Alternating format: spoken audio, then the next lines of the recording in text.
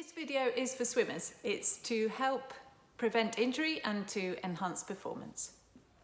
One area that is really important to have good mobility in is the thoracic spine, which is this upper back, this area here between the shoulder blades down towards the bottom part of the ribs. This is very important because we need that mobility to be able to move the shoulders. So if you imagine if you have a very stiff thoracic spine in this position, you can only lift your arm to a certain point. If you then stretch up, you can then take the shoulder a lot further back. So you imagine starting your swimming in a flexed position with this all stiff. So it's really important to get that moving. There are different ways to get it moving, but one really good way is to use a foam roller, like this. I will demonstrate a couple of ways that can be used. Roll forwards and backwards on the upper back with the foam roller. When you find a tight area, you can put your bottom down, roll your shoulders backwards over the roller and stretch that area. You can also rotate your shoulders one way or the other to get an added stretch. A few exercises to help with the upper back, the thoracic spine, are threading the needle. So this one, where you go into this position. Really stretching the upper back. Going into the line stretch into this position, child's pose. Stretching one arm through. And also the open book. So you lie on one side and you stretch both sides. Another area that needs consideration is the neck. If you consider when you swim a kilometre, you might be breathing 300 times during that short period of time, which means turning your neck 300 times.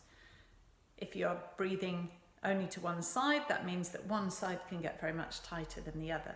So if you can breathe alternately, it would be better. The stretches that would be useful to do would be hand behind the back, hand over the top, doing a stretch over to the side, a stretch forwards. Also, when you're swimming, it's very common that you tend to slightly poke the chin forwards. Maybe especially if you're open water swimming, we tend to be poking our chin forwards into this position to be able to look at where we're going. And so what tends to happen is everything gets very tight in this area. So if you can come back into this position, what we call a chin retraction. So if you put your fingers into an L position, place it against your nose and your chin, and then just come backwards away from that area. And if you can be doing a few of those quite regularly, that can also help. Another tool that is very useful is a ball. Now, the size of a tennis ball, but a tennis ball is not usually quite tough enough. It needs to be a bit tougher. This is called a moon ball, that's just quite firm, but quite comfortable to use as well. Now, you can use this in all the tight areas. So getting into the pecs, these muscles here that get very tight, getting into the back muscles here, so you can use the wall and the ball in this kind of position here and find the areas that are really stiff and tight, and you can use the ball to stretch those areas out. The same for if you're using it in the pecs, you can place it over that area, place it against the wall, and do a good stretch. It's really important to have full range of movement in the shoulder. So you imagine if you only had a certain range of movement, instead of being able to get your hand to your ear, you fall short this way, or you fall short this way, rather than being able to get the shoulder all the way up. So it's really important to be able to stretch that out. Sometimes it can be because of the middle back, but sometimes it is the shoulder itself. So using a wall, coming up, using your arm and your body weight against the wall to get the arm to the ear, or standing in a doorway so you can face the doorway this way and do a stretch in that position. It's also really important to be able to get the hand well up high behind the back. You can use a towel for this, so if you put a towel in one side, and you can use that top arm to pull the bottom arm up and sliding it up the back in this position here. The other area that gets quite tight is the pecs. This area here, there are many ways to stretch that out, but you can do it using a wall. So putting your arm into this position, placing your elbow and your forearm against the wall, and then you just take your body round, shuffle your feet round until you feel a stretch in this area here. Before you get in for a swim, it's important to do some dynamic stretches, and so doing things like the twisting of the arm, forwards, backwards. If you can do them opposite sides, both together, which I can't, that'd be useful to do.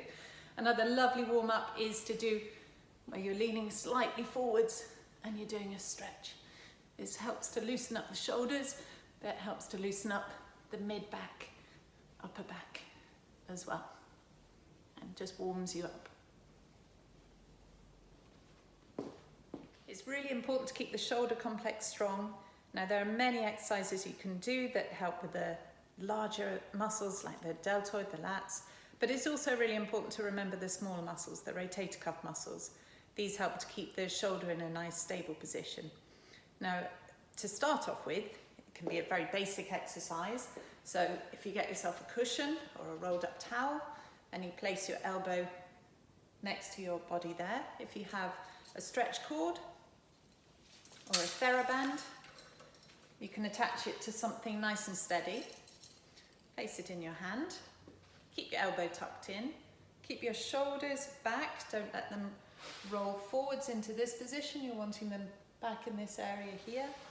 And then just taking the band out to the side under fair tension and making sure you go as far as you comfortably can, but all in control.